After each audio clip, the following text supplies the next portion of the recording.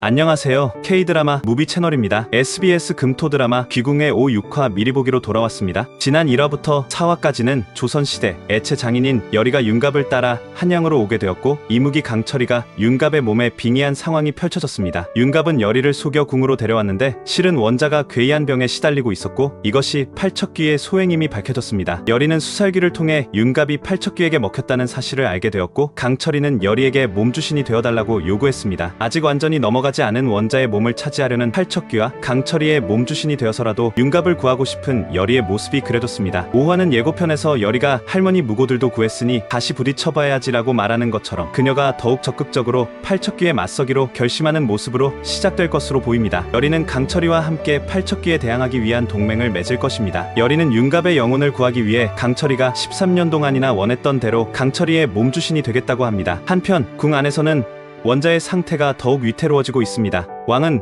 원자의 병이 음사라는 사실을 알고 있으면서도 이를 인정하지 않으려 합니다. 음사라니 그런 미신을 어찌 믿느냐? 의원을 더 불러오너라. 그러나 대비는 이미 이 모든 상황을 꿰뚫고 있는 듯합니다. 대비는 비밀리에 무녀를 궁 안으로 들여오려 합니다. 예고편에서 누군가 그 왕자를 제물로 바치는 게지라는 말은 원자가 단순한 희생양이 아니라 누군가의 계획 속 중요한 제물이 될 수 있음을 암시합니다. 그리고 오늘 밤 원자를 천지장군께 올릴 것이오 라는 대사는 원자의 죽음이나 원자를 이용한 어떤 의식이 곧 실행될 것임을 보여줍니다. 여리는 강철이와 함께 원자가 있는 곳에 접근하려 시도합니다. 윤갑의 모습을 한 강철이가 궁 안을 자유롭게 드나들 수 있다는 점을 이용해 두 사람은 원자의 처소로 향합니다. 하지만 이곳에는 이미 팔척귀의 기운이 가득 차 있어 접근하기가 쉽지 않습니다. 강철이도 팔척귀의 강력한 기운 앞에서는 주춤하게 됩니다. 내가 용이 되지 못한 것도 네가 윤갑을 잃은 것도 모두 그놈 때문이다. 강철이의 이 말은 팔척귀가 단순한 악귀가 아니라 더 거대한 음모의 중심에 있을 가능성을 시사합니다. 예고편에서 이쪽으로 도망치던 사내와 계집을 보지 못하셨습니까? 라는 대사는 여리와 강철이가 궁 안에서 수상한 행동을 하다가 발각되어 쫓기는 상황에 처할 수 있음을 암시합니다. 또한 둘이 대체 그 안에서 뭘 하시려고 라는 말은 두 사람이 비밀스러운 계획을 실행하다 누군가에게 의심을 받게 될 것임을 보여줍니다. 한편 여리가 가져온 경기석이 팔척귀를 견제할 수 있는 유일한 도구임이 밝혀집니다. 강철이는 이 사실을 알고 있었지만 여리에게 알려주지 않았던 것으로 보입니다. 내가 그런 것을 가지고 있었다니 역시 넙덕의 손녀다운데. 강철이의 이 말에 여리는 할머니가 자신에게 경기석을 주었던 진짜 이유를 깨닫게 됩니다. 팔척귀가 원자의 몸을 완전히 차지하기 위한 의식을 준비하는 모습이 그려질 것입니다. 이 의식을 막기 위해 여리와 강철이는 서둘러 계획을 세우게 됩니다. 예고편에서 여리가 팔척귀를 그곳으로 유인할 것이옵니다 라고 말하는 것으로 보아 두 사람은 팔척귀를 특정 장소로 유인해 함정에 빠뜨릴 계획을 세울 것으로 보입니다. 너였어? 대군을 저리 만든 이가? 라는 말은 그녀가 원자를 괴롭히는 주체가 누구인지 알아내고 직접 대면하는 상황을 암시하는데 당연히 그 주체는 팔척귀로 보여집니다. 이 장면은 5화의 클라이막스가 될 가능성이 높습니다. 5화에서 여리는 너희를 급히 찾는 분이 계시다라는 말을 듣게 됩니다. 이 인물은 두 사람에게 중요한 정보나 도움을 줄 수 있는 존재일 것으로 보입니다. 6화에서는 윤갑의 영혼과 재회한 여리가 그를 구할 방법을 더욱 적극적으로 모색하게 됩니다. 윤갑의 영혼은 팔척귀의 약점을 알고 있으며 이를 여리에게 알려줍니다. 그들은 윤갑이 여리에 대해 갖고 있는 강한 감정을 이용하여 팔척귀의 내부에서 윤갑의 영혼을 분리해내려 합니다. 한편 궁 안에서는 원자의 상태가 더욱 악화되어 임금마저 더 이상 음사를 부정할 수 없는 지경에 이릅니다. 내 아들을 구할 수 있다면 그것이 음사라 할지라도. 임금의 이런 변화는 대비의 계획대로 진행되는 것처럼 보이지만 사실 그 뒤에는 더 큰 음모가 숨겨져 있을 가능성이 높습니다. 대비의 명령으로 여리는 비밀리에 원자의 처소로 안내됩니다. 그곳에서 여리는 처음으로 원자와 직접 대면하게 됩니다. 원자의 모습은 겉으로는 멀쩡해 보이지만 여리의 눈에는 그의 몸 안에서 꿈틀거리는 팔척귀의 존재가 보입니다. 이미 늦었다. 그 아이는 이제 내 것이다. 팔척귀의 이 말에 여리는 두려움을 느끼지만 경기석의 힘과 강철이의 도움으로 팔척귀와 대적할 준비를 합니다. 6화 중반부에는 강철이가 여리의 몸주신이 되기 위한 의식을 준비하는 장면이 그려질 것입니다. 하지만 여리는 아직 강철이를 완전히 신뢰하지 못하고 의식을 미루려 합니다. 윤갑나리를 먼저 구한 뒤에 그때 내 약속을 지킬게.